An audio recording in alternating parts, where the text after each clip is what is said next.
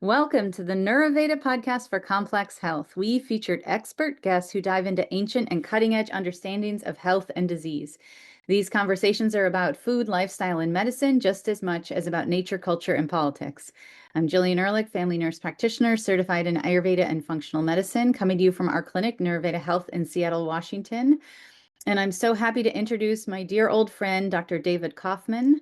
He's got a long bio, so hang in there. This is good. He earned his MD from New York Medical College and completed his internal medicine residency and board certification at St. Vincent's Hospital and Medical Center in New York City. During the course of his 32 years in practice in New York City, he's got more out here in Seattle and in California. In addition to his focus on HIV disease, he provided primary care to multiple family generations and to a widely diverse population of patients. In 2017, he opened a new clinic, the Center for Complex Diseases, with a focus on patients suffering from ME/CFS. That's myalgic encephalomyelitis, chronic fatigue syndrome, dysautonomia, autoimmune diseases, and chronic infectious diseases, including tick-borne diseases, small intestinal bacterial overgrowth, or SIBO, mast cell activation syndrome. Dr. Kaufman is a member of the ME/CFS Collaborative Research Center at the Stanford University Genome Technology Center, the U.S. Myalgic Encephalomyelitis Chronic Fatigue Syndrome Clinical Coalition, and part of the Guideline Committee. Guideline Committee. He helped write the ME/CFS Diagnosis and Treatment Consensus Recommendations, published in the Mayo Clinic Proceedings. After the COVID-19 pandemic, he's also become very involved in the diagnosis and management of people with long COVID. He's been a principal investigator for over 20 clinical trials and published over 30 papers. David, it seems like you should be tired. There are days when I do feel tired. So your story is really interesting, like your origin story. It's like you're a superhero. So as you tell us tell us how you got interested in treating infections. Tell us tell us how this all began. I like the way you include politics in your intro. I know. I'll try to be very careful and not dive into that. As you know, that is an obsession of mine these days. Yes. So how did I get started? Is that your question? Yes. So what you had one of the first stories that you told me about yourself was that you got out of medical school, out of residency, you hung out your shingle. Yeah. And the second person that came in. Right. Yeah. So first of all, back in those days, you did hang out shingles. You didn't sign on for a 9-to-5 job. You decided to open a practice. Those were the days when doctors actually went into independent practice. So I finished my residency. For those that don't know, St. Vincent's is in Greenwich Village in Manhattan. This is 1980. So September of 1980, and I opened a practice on Christopher Street. Christopher Street in Manhattan is the kind of an epicenter of gay life. And literally the second patient that walked in the door, I didn't know it at the time, but had HIV.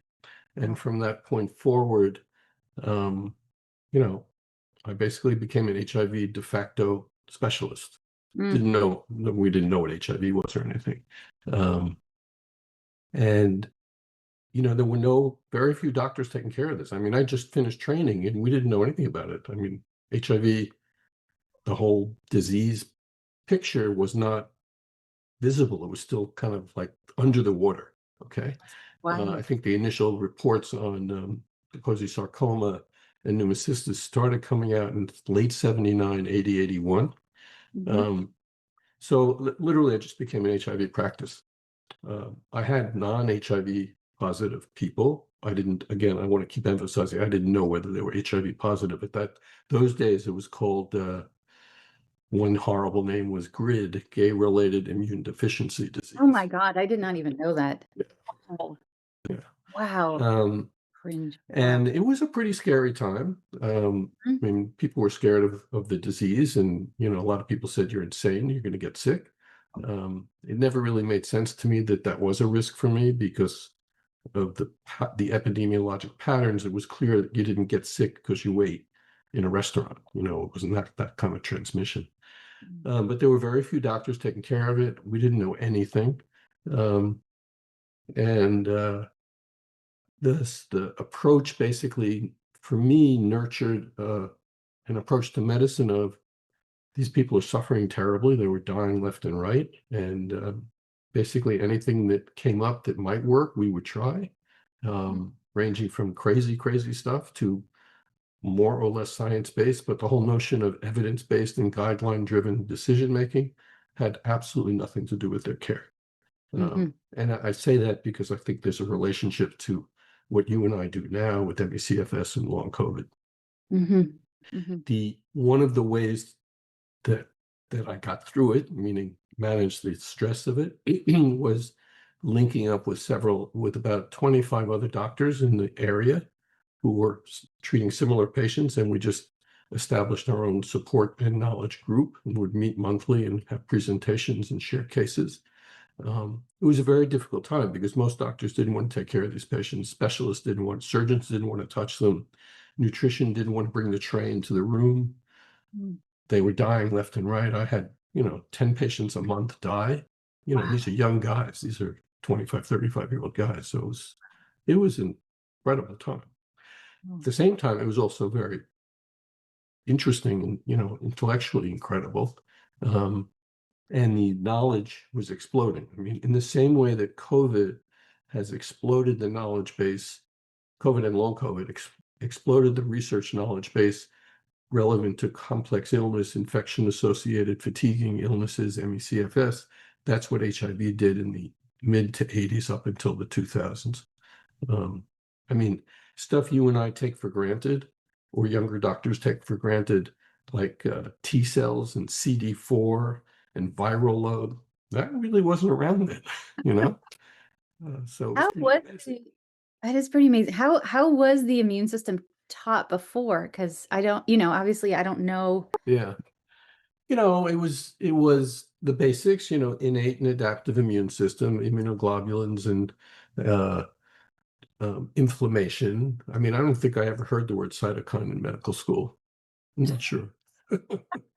Stuff that's like part of our language now, but certainly when you heard about immunodeficiency during training, medical school and residency, it usually referred to something genetic or malnutrition or drug related, meaning prednisone or chemotherapy. It was pretty unusual to near zero that you would hear about an infection etiology causing immune deficiency, which is by definition almost what HIV is. So that was all new. I mean, in the same way that I never heard of MCAS until the last 10 years, or I never heard of May-Thurner syndrome until the last 3 or 4 years, I never heard of CD4 counts until 1981 or 2 when it started to become obvious. So interesting. I just had a conversation with a patient this week about actually May-Thurner and the compression syndromes and how medicine continues to evolve. And so if we think now we know everything, we're just sadly mistaken. So we always have to see ourselves kind of in the midst of an evolution. And I think it's really helpful because there's no point at which we will ever have like essentially arrived, like, oh, we know everything now. We're going to keep learning.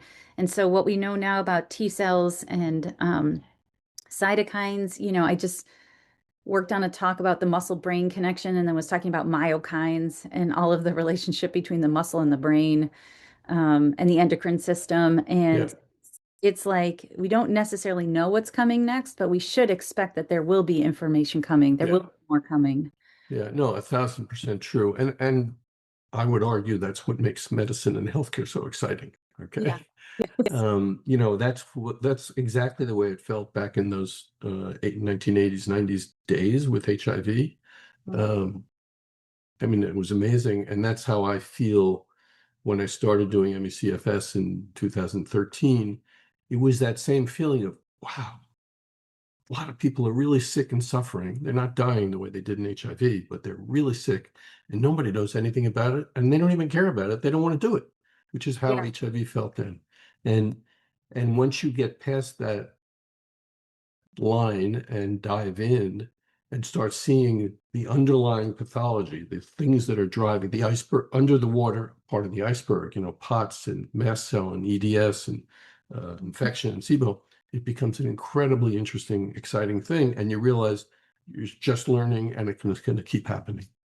And I literally, I could chart all the things in the last 10, 12 years, things that I never knew about. And I'm, like you said, I've been doing it a long time, and yet I still, every day hear a new thing. Like, it's incredible.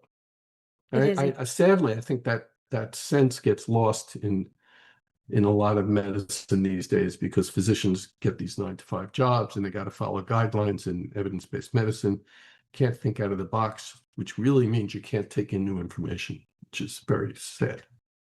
It is very sad. Here's our politics piece. This is what I'm trying. And you're right. And as as insurance companies and guidelines have taken over, guidelines are really helpful as a starting place, but they should never be where you finish. They should be where you start. Right. And you got to personalize from there.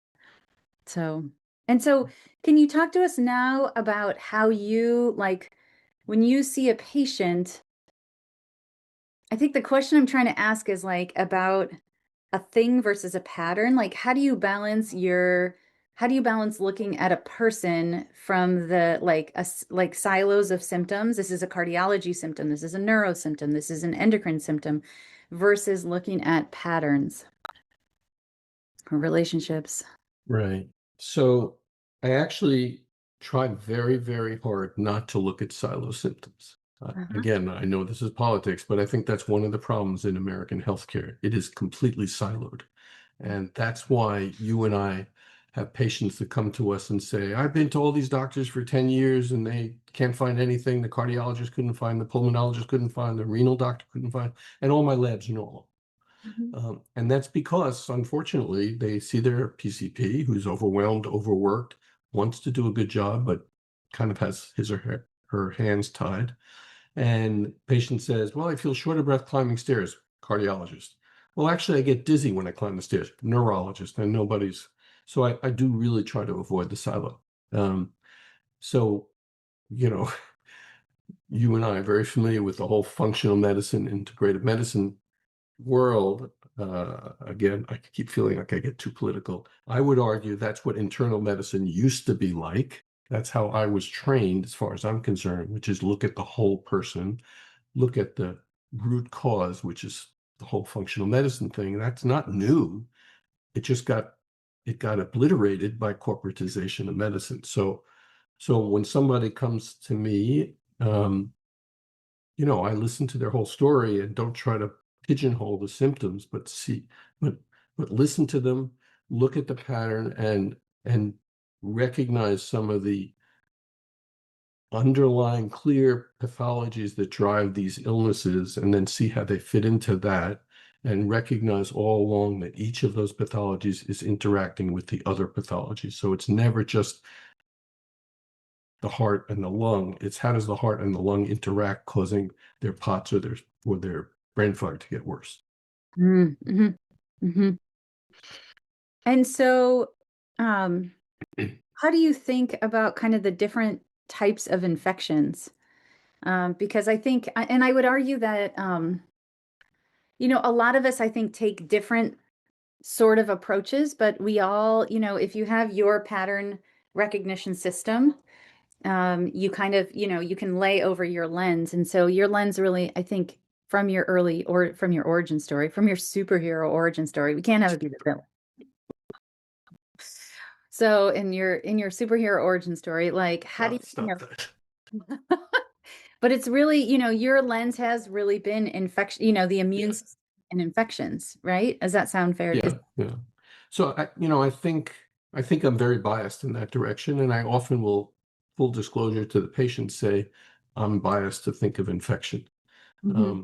But I think there's a lot of reason for it, and it's an interesting conversation that would take us off target perhaps a little bit, but the reason I think it's so relevant is all based on evolution. Okay. We evolved in a world of infection. We still live in everything. I mean, if you look at your desk or my desk, it's covered in infection, right? Bacteria and virus. It's all over the place. Yeah. And we evolved this miraculous elegant system to survive and not die from those infections, the immune system. But like you said about medicine and learning, that's constantly evolving further. Those bacteria on my desk are developing resistance to my immune system, and then my immune system upregulates to fix that and fight that off. I mean, it's an amazing process. So I do think infection is the cause of so much illness, and basically I think the science that we're learning now, or the research that's coming out of COVID, is really just clarifying that even further. And so that's the sort of 40,000 foot view. On an individual patient view, yeah, I take a history to try to see what potential infection risks they have and how those risks may translate into their current illness if they have if they have any alterations or disturbances in their immune system, which most of them have by virtue of the fact that they're with me and sick. Okay. And that disturbance then allows those infections that may be latent in them to reactivate. So I see that as a major issue in the patients. And I think the more research we get in all diseases, the more we're seeing that, I mean, MS, multiple sclerosis, all of a sudden everybody says, oh, it's EBV reactivating. Well, that shouldn't be a surprise, but it came out as like big news, and I think we'll see that. I think we'll see that with Alzheimer's too. I think so too. And I was talking with our colleague Tanya Dempsey yesterday, who was talking about Parkinson's and saying they all have infections. Right. So Right. And I don't want to overplay that card. I'm not necessarily saying it's only infection, but I think infection and reactivation of infection plays a key role, and we could, if you want, we can try to get into specifics. So, as you know, I'm kind of nuts about tick-borne infection. I hate tick-borne infections, just preface it with that. I can't stop thinking about it. It's a nightmare. It's the rabbit hole of rabbit holes. The only other rabbit hole is mold and mycotoxin. Okay. Yes. But the reason it's so important is it's clear to me that the tick-borne infections, Bartonella, Borrelia, and Babesia, are exactly like EBV. And this is somewhat heretical. I mean, mainstream does not feel this way. Infectious disease, IDSA, Infectious Society of America, does not. But if you talk to me or Tanya or lots of other docs, we all are seeing this. These are infections that people acquire in younger years, and their immune system takes care of it. That's the whole game, right? That's what our immune system's there for. But then they get sick with COVID, or they get sick with progressive inflammation from their connective tissue disorder or SIBO or whatever it is, and we can go into that. And their immune system becomes disturbed or dysfunctional, and that allows reactivation. That reactivation isn't necessarily the cause of their chronic fatigue and brain fog and POTS, but it doesn't help it, right? I think it's part of the picture that makes it harder to get the patient better. And it's a very tricky area because often I'll diagnose somebody with reactivated Bartonella or Borrelia, and I will try to explain that I don't know that that's causing their symptoms, but I know it's not helping. Plus, it interferes further with their immune system and it activates mast cells, so we got to deal with it. But it's a very tricky area. It's not like when you get acute Lyme, you have joint pain and a target lesion. You can say, well, that's from your tick bite and we'll fix it. And so between that, like, patient view and that 40,000 foot view, like, let's hang out kind of, I don't know, in the clouds a little bit. Like, let's hang out a little bit in the realm where let's talk about these infections. So before they kind of infect us, there's different classes of infections. Can you talk a little bit about some of the signature characteristics of like a bacteria or a fungus or a virus? Sure. Or I'll try. So let's do virus. That's probably the easiest. There's the herpes family of viruses. So herpes family refers to, I think it's 8 different strains. And it's actually a good model to use for this conversation in terms of virus. So there's 8 different herpes family viruses. we get them and we can't kill them. Okay, this is again evolution. All right, you acquire HSV1 causing cold sores, and CMV, cytomegalovirus, human herpes virus 6, and Epstein-Barr, EBV. Most people get those infections like when they're 2 or 3 or 4 or 5 playing in the sandbox with all the other kids. Nothing happens. They don't get sick. They might get a little sick, but oh, the kid's got a sniffle again. It's no big deal. And their immune system, the miracle, takes over and basically shuts down, locks those viruses up in jail. And there's different jails. So like EBV, the reservoir is in B cells, and so they become latent in B cells. And there's a whole bunch of others. Not all the herpes viruses are acquired like that, like Kaposi sarcoma from the HIV days, and also in Africa, that's a herpes virus, but you don't get that as a kid. That's some other acquisition source. And then when they are latent or locked up in jail, it's kind of how I like to say it. The problem can be you have to keep those doors locked, or you have to have the guards constantly checking the doors. And if there's a problem with the immune system declining, then that virus says, oh, cool, I can come out, and just reactivates. So that's true for those viruses. It's true for, I would argue, it's true for mycoplasma pneumonia.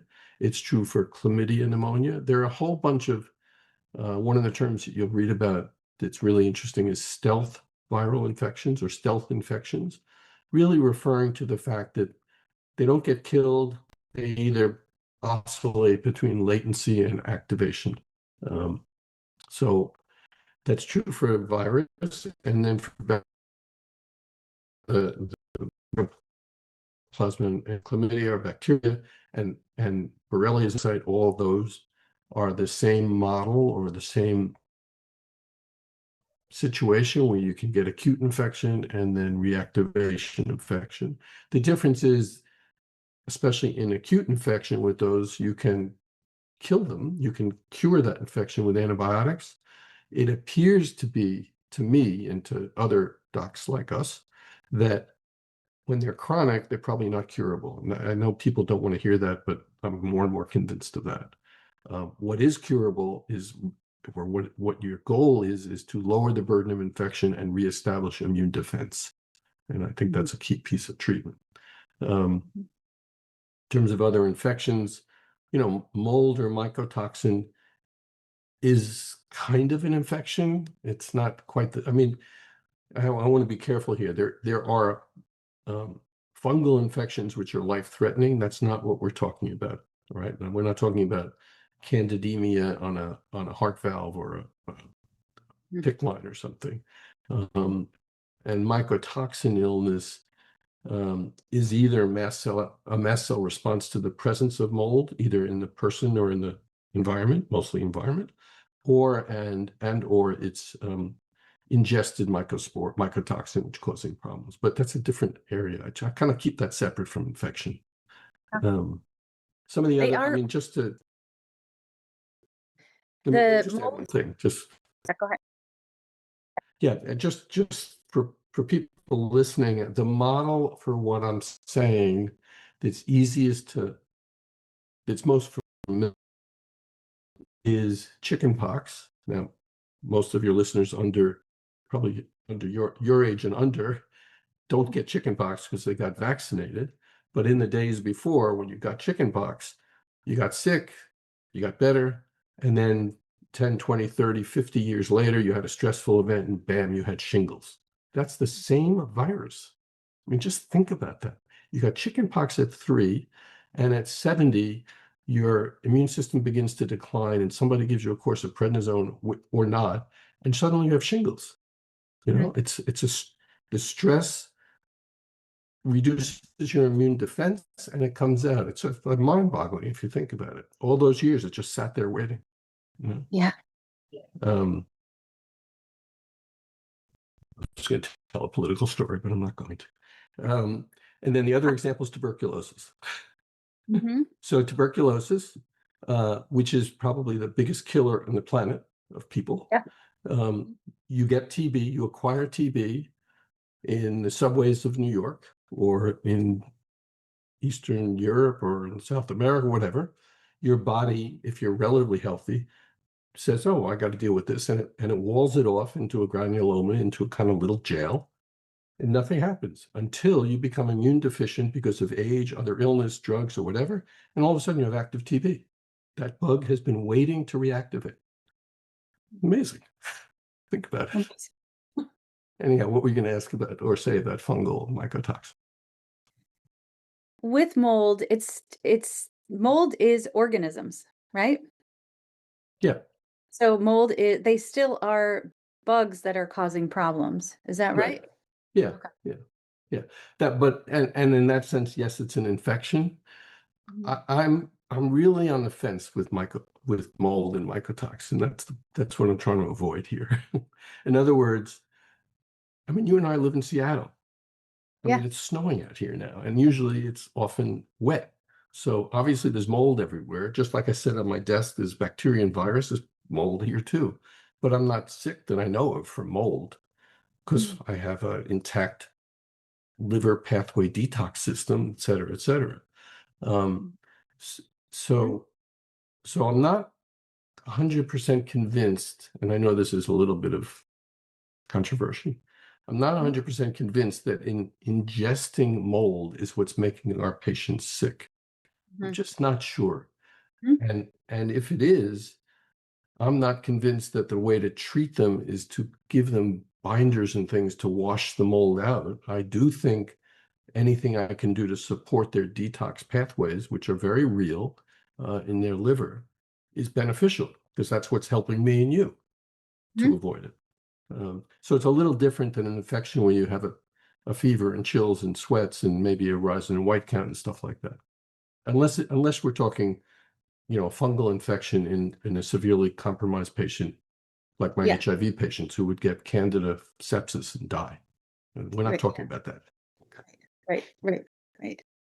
Interesting. And so talk to us a little bit about like bacteria, because bacteria, everybody knows antibiotics. Talk to us about like, what does the organism that's a bacteria do to us? Well, I mean, they, I don't know how to answer that question. They provoke a response, first of all, an immune response. It's actually our immunologic response to it. So if you get a strep throat, all right, and it infects your throat in this example, that may inflame your throat, and then all of a sudden the white blood cells come in, and all the cytokines are released, and that's what makes you feel so sick. So it's often the body's response, which you want to have. It's a reason maybe we shouldn't be giving everybody ibuprofen when they have a fever, because that's part of the evolved defense mechanism. Other bacteria release endotoxin, which is if it's a protein, it's a lipopolysaccharide, so I think it's not a protein. And that is a potent cause of sepsis, which, because of what it ignites the immune system, which overreacts, and then you have this picture of, dropping blood pressure and the whole picture of sepsis. What's interesting about LPS, so I'm going to shift topics for a second, is in small intestine bacterial overgrowth and in the leaky gut, the increased permeability of the gut caused by that and other thing, dysbiosis, what leaks across from gut to blood is lipopolysaccharide from dead bacterial cell walls. And that LPS, which I just said is an endotoxin causing sepsis, in a tiny, tiny amount is leaking across. And there's lots of evidence of this. This isn't me being crazy. Lots of evidence of it leaking across, and that causes constant low-grade inflammation, probably provokes mast cell activation, and makes the blood-brain barrier leaky. And now you have a picture of evolving ME/CFS and long COVID, which is pretty fascinating. It is really fascinating. And I didn't think this is part of why I do these shows is because I didn't think about it until we're having this conversation right now, which is that well, and it goes back to the first functional medicine weekend I ever went to in 2010. And it was in Bellevue, actually. It was here in Washington. And it was infection. It was all about infections, actually. And it was terrain tolerance and susceptibility. And so, whereas usually you think about bugs, like you think about the the susceptibility of a bug to an antibiotic. This was more about the susceptibility of the body and the system to an infection that it can't control and then produces symptoms. And so it's Right. almost like we could make this scale where we emphasize the bug and where we emphasize working on the body. And so bacteria are almost on one side, where if you have a strep throat, you take amoxicillin or you take, azithromycin or you take an antibiotic and then you call it done. If you have a UTI, urinary tract infection, you take Macrobid, you take Cipro, it's done. And then on the other side is kind of the other extreme is like almost like that's where kind of the mold is, where it's like the bug has some impact, but the body is such a mess around it that it's like less emphasis on the bug and more emphasis on the body. Would you Yeah. say that's true? I'm Yeah. just And like I think it's a very, yes. Yeah. I think it's a really important model. And functional medicine has reconfigured the model with that language, terrain. What was it? Terrain. What was tolerant the other one? terrain tolerance and susceptibility. Perfect. Terrain. Okay. So that model is the other way that model used to be discussed is basically environment, host, and response. Okay. Yeah. So Yeah. the key piece is terrain, meaning what's your story? What's the host like? So there's hosts and there's hosts. There's terrain and there's terrain, and it's very dynamic. It can change a lot, and I think it's important to understand because it kind of starts to address how come that person's sick and this one isn't. Why did I get COVID and not get long COVID? Mhm. I don't know the answer to that, but I would assume it has to do with terrain, meaning my intrinsic immune system, despite age, or because I try to take care of myself. And why did a 35-year-old get COVID and has terrible long COVID or die even, you know? Um, and so it's all intimately connected, and it's very important to see it that way. So it's a really good model, what you described. Yeah, and I think it helps us to also kind of I think it can help listeners understand how we approach these and how we treat them. You and I and our crew are kind of very similar in terms of like if you have an acute infection with a bacteria, we'll give you an antibiotic. We're not necessarily anti-antibiotic.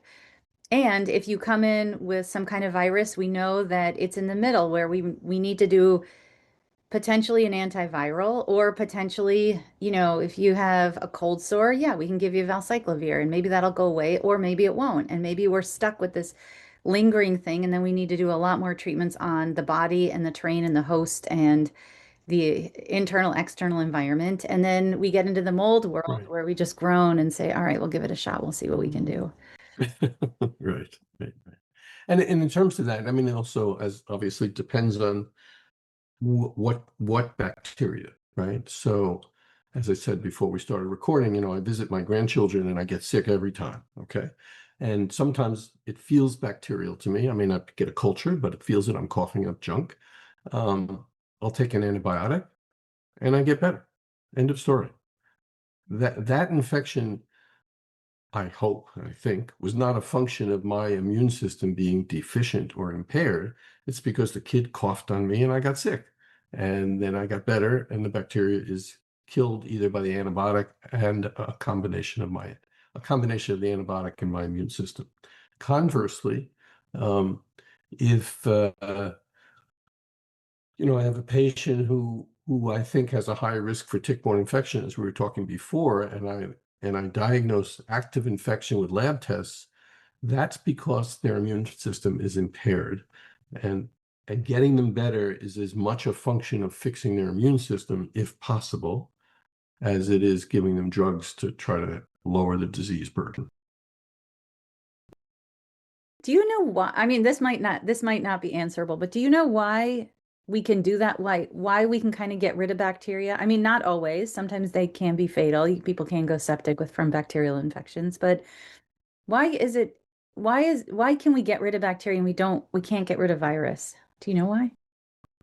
Well, some virus we can. Oh, you mean our immune system or with drugs? Or like even with drugs, like we might like even if you treat a chicken pox, I mean, not that you would treat chicken pox, but like why does it stick around? Like EBV, why are we working so much on like cutting down the viral burden versus like Yeah. we don't really get rid of it? I'm not completely sure of the reason. I think part of it is viruses replicate very quickly, and so they have the opportunity to develop resistance. Huh. Again, one of the things out of my HIV life, HIV replicated, meaning doubled, in I think it was 36 to 72 hours. Okay, so Wow. every 2 days you had new virus. So Wow. now you take AZT. Remember AZT? You Yeah, probably I don't do remember it, but actually. okay. I do. I do. All I'm right. not that young. So I can remember the day AZT was approved to use for compassionate use. I literally remember it and started using it when the patients would be suddenly better. It worked. Okay. But then 3 months later, they were sick as dogs again. And that's because the single drug initially worked, and the virus said, "Well, screw you! I'm just going to evolve," and rapidly develop resistance, and then overcame the drug. And it wasn't like tuberculosis.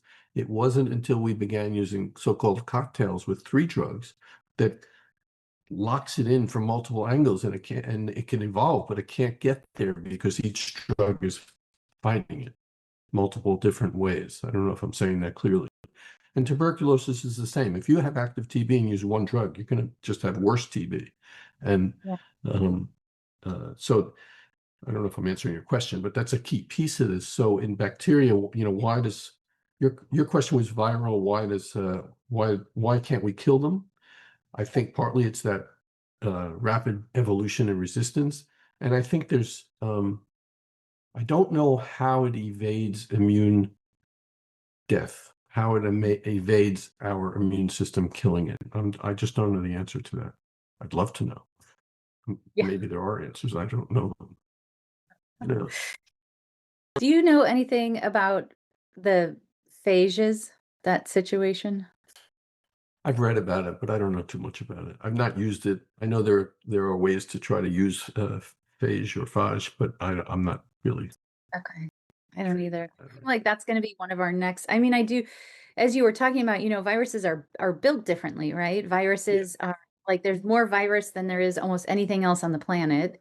And I think then it gets even smaller into the phage world, which we aren't really we don't use in medicine, but I bet that there is another frontier in which we do.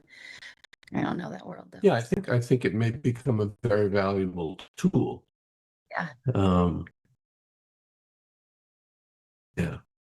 I mean, Yeah. I think one of the things from COVID, um, so you could say, well, what's a pandemic? And it doesn't happen with chickenpox, right? And Yeah. again, I always come back to evolution. The thing with COVID was we didn't have COVID ever. No human being or almost no human beings were ever exposed to COVID. And therefore, our adaptive immune system, no, excuse me, I don't mean adaptive, our innate immune system had no exposure to then tell the adaptive immune system to develop antibodies to defend. And so that's why millions of people died right away because we had no memory of this infection, whereas exposed to flu or chickenpox, even now, I mean, to any of these, we have a reservoir of antibodies ready to fight. It may not be successful or it may take a while and you may get sick and get better, but it's very different from something like COVID. And then as the research is evolving, you see that actually what happened in COVID in most of the patients who died initially was their immune system was so frantic because it had never seen this bug before that it mounts this explosive response, this cytokine storm, which is counterproductive. And that's what patients were dying from. That's why we're giving them steroids and chemotherapy drugs. I mean, if you think about it, it's incredible. Mm. Um, And then the next question is, okay, and then why do people get long COVID? And we're still working that through. Clearly, one reason is residual viral hiding places or niches, which is what HIV did, by the way. And secondly, remnants of the virus, which may provoke ongoing constant inflammation. So, we just can learn so much from that to answer some of the questions you're asking, which I don't have the answers for, And so you're talking about spike protein, Yeah. some of that. What role do you think spike protein has in long COVID? Well, I think we're seeing that number one, it can cause these microclots, this alteration in circulation in the small vessels, and that impairs blood flow, and that you pay a price when that happens. Then you add in a little bit of POTS, and a little bit of floppy blood vessels from connective tissue, and you have terrible long COVID. I mean, again, I don't want to say it's just microclots. It's not going to be one thing. I think it's all interacting. And that is the paper that you just published, which I've been enjoying. So, talk to us about kind of what you found with that paper. Which paper are you referring to? The one you and I just talked about it. It's with where the brainstem is playing a role. I'm going back. Oh. Yeah, because Yes, so like ME/CFS being a mix of multiple things, and kind of there's this viral persistence, autoimmunity driving, innate driving adaptive immunity, immune dysfunction, so autoimmunity, hypometabolism, and then this connective tissue brain. Right. So, I mean, this is not quite what you're saying in the paper, but I'm going to recast it this way. So, I mean, you and I have talked about it, and you know how nuts I am about this concept of septet, meaning multiple causes. And I think for ME/CFS and long COVID, and probably for lots of other complex illness presentations or infection-associated fatiguing illnesses, the concept plays out well. So, when I say septet, we're looking for the causes that create the phenotype or presentation that we label ME/CFS or long COVID. Those are relatively useless diagnoses unless we go underneath them and try to figure out what's causing. So, in my experience, the vast majority, a total number of ME/CFS long COVID patients have POTS. They have dysautonomia, autonomic nervous system dysfunction. They probably 85% have mast cell activation syndrome. Probably 50% meet the established criteria for connective tissue disorder, hypermobility EDS or the spectrum. My guess is it's much greater than that. As part of the dysautonomia, they have gut motility dysfunction, dysbiosis, small intestine bacterial overgrowth, and leaky gut, going back to what we said earlier and what that does. Often with autoimmune findings, although that's a weaker piece of this because it's hard to fully understand the significance of the different antibodies, and the piece chronic infection and reactivated infection, culminating potentially in the connective tissue disorder that leads to brainstem compression from cranial cervical instability, right? So I just find that a very useful model with which to take a history and start finding the patterns, as you said. Right? Yeah. And the reason I think it's those things, I can do something about most things. I can't fix the connective tissue, or I can't change disposition to EDS. But we can go after infection, we can go after POTS, we can go after SIBO, so-called low-hanging fruit. And I think that makes a huge difference for the patients. Those are driving major drivers of their symptoms that lead to this phenotype of ME/CFS and long COVID. Yep. And so where do you put if there is an organism that kind of comes into that picture, where do you prioritize or deprioritize like the killing of that organism? Like, do you start with that? That's a great question. Do you work on the person first and then Right. kill? So I would say that's a big work in progress for me. Okay. Uh-huh. Meaning it's changed over the last 10 years. But as probably the best example is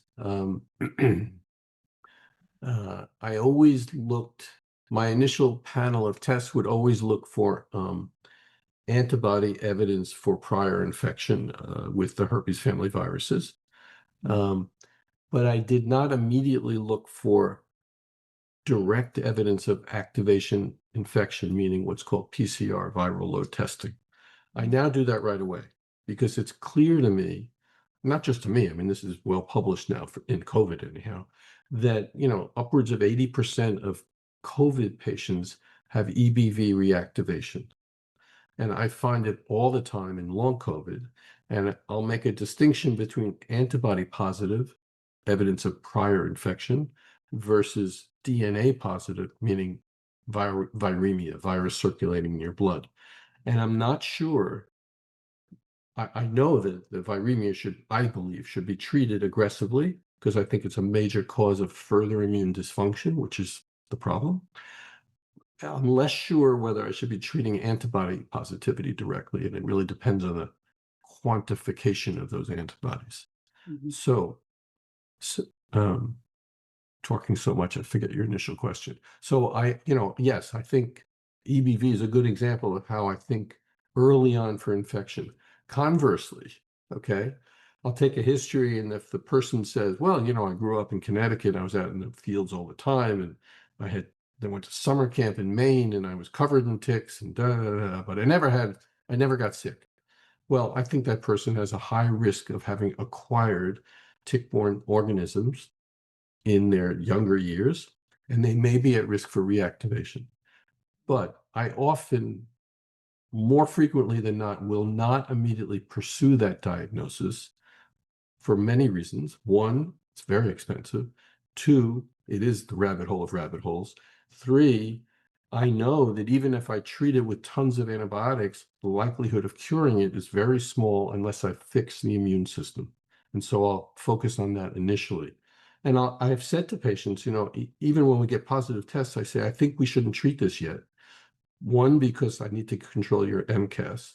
Two, we need to control your POTS. Three, we need to fix your leaky gut so that you can tolerate the treatment. And four, maybe by then we won't need to treat you because your immune system will recover. And that's an approach. I have no proof that is absolutely correct, but that's how I approach it. That's great. And I know this is kind of a funny question. I feel like we all know that 5% of patients take up like 60% of healthcare resources. And I feel like our practices really specialize on that 5%. So, we have very challenging patients. What percentage of patients do you feel like respond to that approach? Maybe it's not totally a fair question, but Well, I'm not sure, when you say that approach, what do you mean by the approach I just outlined? yeah. Yeah. So actually, I wouldn't agree with what you said about the 5% and Okay. that our 5% are using that. I mean, I think it's true. 5% of patients use up 80% or whatever it is of healthcare dollars, Yeah. but it's not our patients. It's basically, um, much older patients who end up hospitalized, Oh, that's with true. broken hips, and That's true. that whole thing. And ironically, although we use the term purposefully complex illness, which would make you think it's very expensive to take care of them, I would argue it's actually not that expensive to take care of them because we're not using, $10,000 a month drugs most of the time. We're using pretty simple things, right? Um, and if it's done right, they're never going to go to the hospital. In fact, putting them in the hospital is one of the worst things we could do. So I don't think we use up all those dollars. I do think we could do better, and it's a very interesting topic you're bringing up.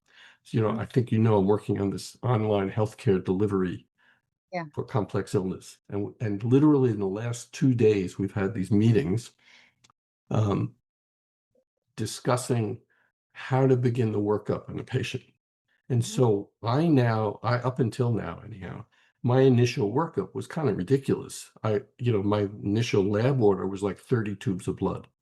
And the conversation that came up is, well, wait a minute, do we really need to do that much in the beginning? How many times is parvovirus positive and relevant? Or how many times is tryptase positive and relevant? And so Yeah.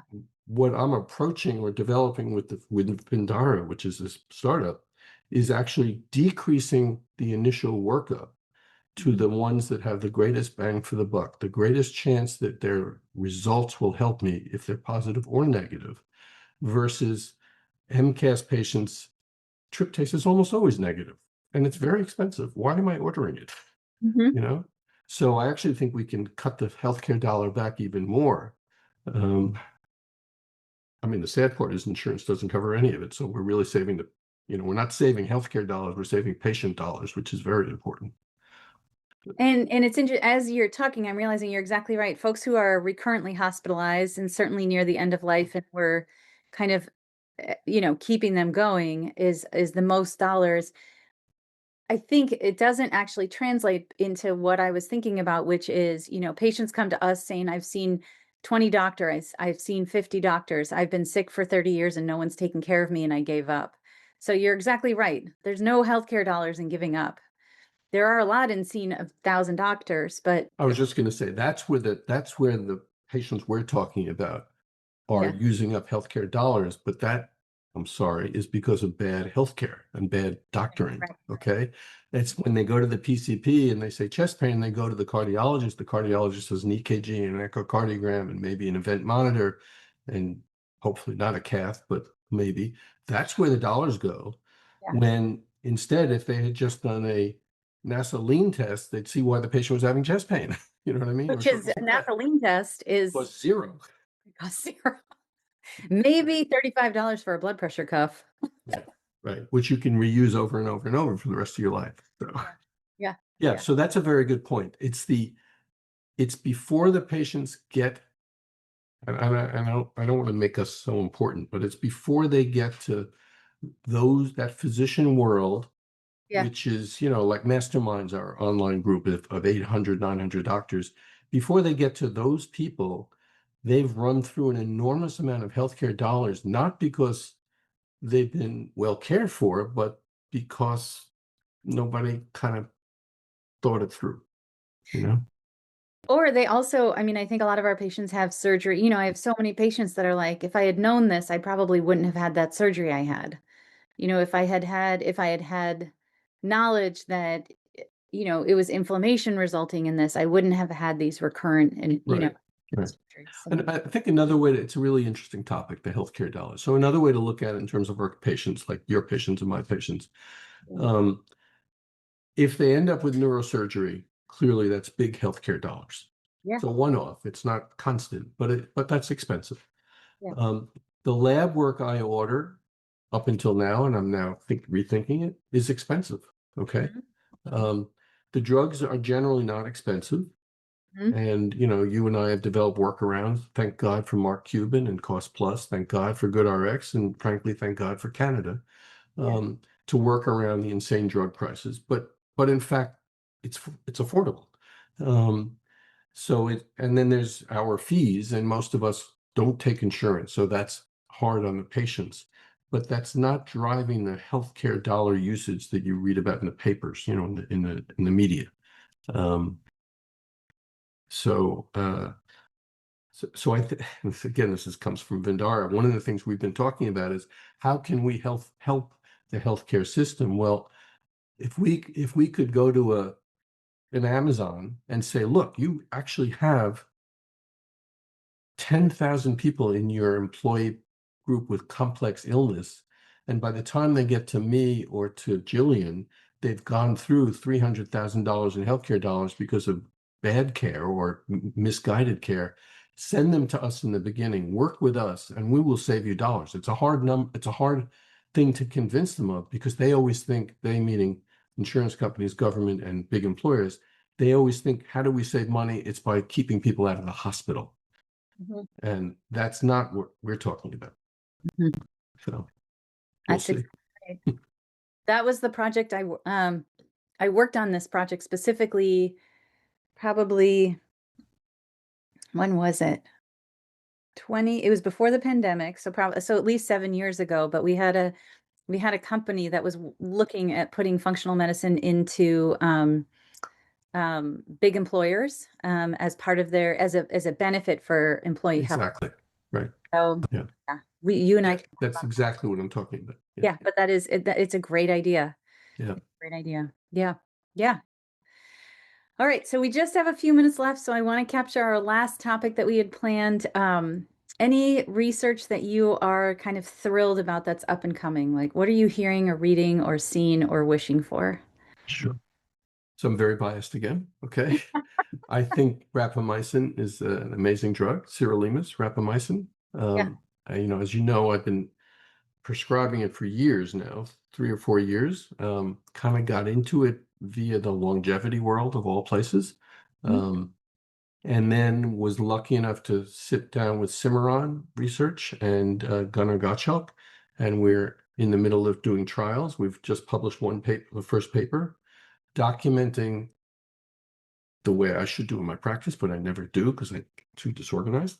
Documenting the improvements, the level of improvements, and not only by patient reporting and the completion of validated questionnaires, but in the research lab, showing the changes in key proteins that document the upregulation of autophagy, which helps decrease inflammation and improve the immune system. It's kind of the holy grail, if you think about it. Okay. Wow. So Wow. that's rapamycin. And then the other one, which you know about, that I'm at the moment going crazy over, are the GLP-1s, and in particular tirzepatide, Yeah. which is, what is that, Mounjaro and Zepbound. I literally every day am amazed by the response in patients. It's mind-boggling.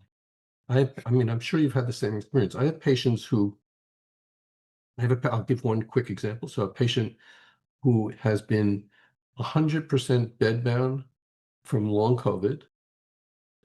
She's a neuroscience PhD. Okay, terrible POTS, Mhm. terrible mast cell activation. I treated her. She had plasmapheresis, zero benefit initially. I got literally this week an email from her partner, portal message saying she finally tried the tirzepatide. It's unbelievable. The nausea's gone. The headaches are gone. The dizziness is gone. she can eat food.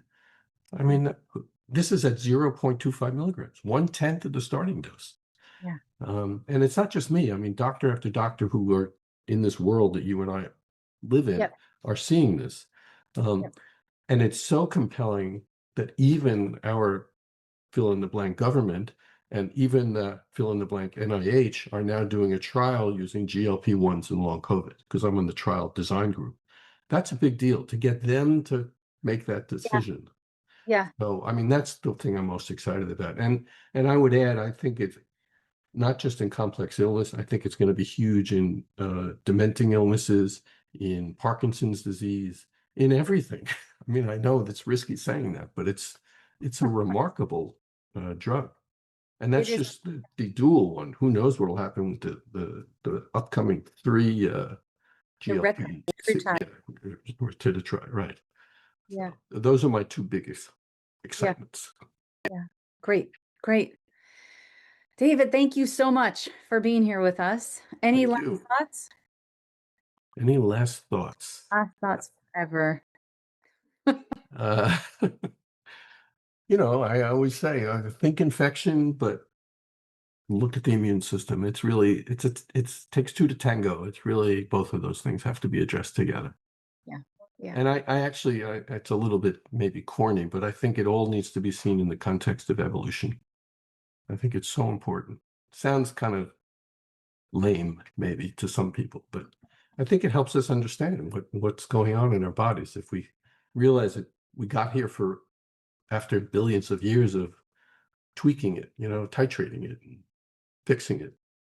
And that I think it can give us a lot of agency because suddenly we're in charge of the decisions we make and the influences that we have on our system. So Right. as we continue to evolve forward, we actually have we can make decisions. Yeah. I will end with one other thought, okay, which is very personal in terms of how I've evolved with this stuff.